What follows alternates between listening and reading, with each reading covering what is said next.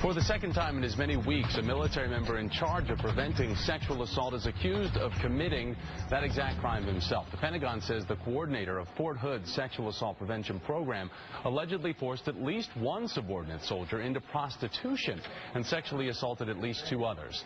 Defense Secretary Chuck Hagel announced new measures to combat the crisis in the last week. I'm announcing a new series of actions to further DoD's sexual assault and prevention efforts. I'm directing the military services to align their programs with a revised sexual assault prevention and response strategic plan. Joining me right now is California Congresswoman and Democrat Jackie Speier. Congresswoman Speier, it's good to have you here. And here we go once again. It seems like we're a broken record with having you on the program to talk about this. 2 weeks, two unthinkable cases of military members in charge of protecting and preventing sexual abuse being violators, accused of that themselves. And Defense Secretary Hagel has ordered that all sexual assault personnel be retrained and rescreened. What more can be done? Because obviously that is a good first step, but it's not enough. Well, you know, the sad part of all this is that they already go through 80 hours of training and a background check. So we now, I guess, are looking at doing a psychological evaluation, because what I think we're going to start to find out is that those who gravitate to these posts gravitate to them because then they can be preying on victims.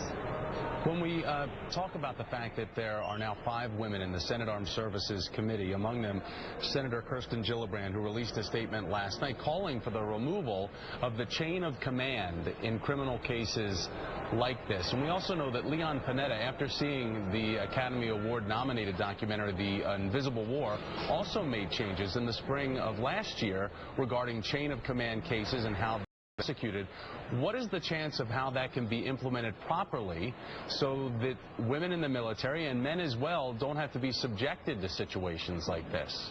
Well, in fact, I've introduced legislation through 2 cycles of Congress to take it out of the chain of command, because I believe very strongly that that's the only way we are going to fix this. You know, our system is based on the British system. The British got this message long ago and changed it in 1995 and took these cases out of the chain of command, and it's working there. I don't understand why the military keeps dragging its feet in doing this. It doesn't mean that the chain of command isn't going to be there in many situations. It will continue to still be available to those in leadership, but not when it comes to sexual assault cases, because oftentimes the assailant is in the chain of command or a friend of the chain of command, or you've got a commander who wants to be promoted, and once they see that you've had a sexual assault under your watch, it may in fact jeopardize your promotion.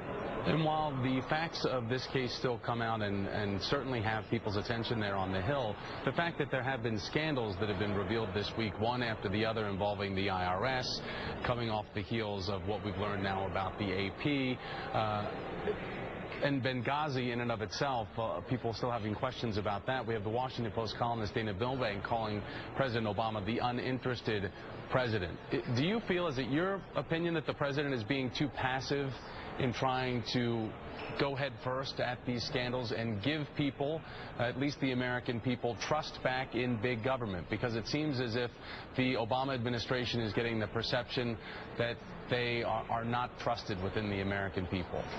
Well, you know, I think it's important, Thomas, to first point out that he wanted to have a hands-off relationship with justice, precisely because during the Bush administration there was a lot of manipulation of justice. So for justice to do its job, for justice to be blind, he wanted to keep his hands off of that operation. In terms of speaking up and speaking strongly about his disgust with what's going on in the military, with what's going on in the IRS, I mean, he's been very vocal about that in the last few days. So I think that you're going to see a tougher, stronger president moving forward. California Congresswoman Jackie Speier, always a pleasure to have you on. Thanks.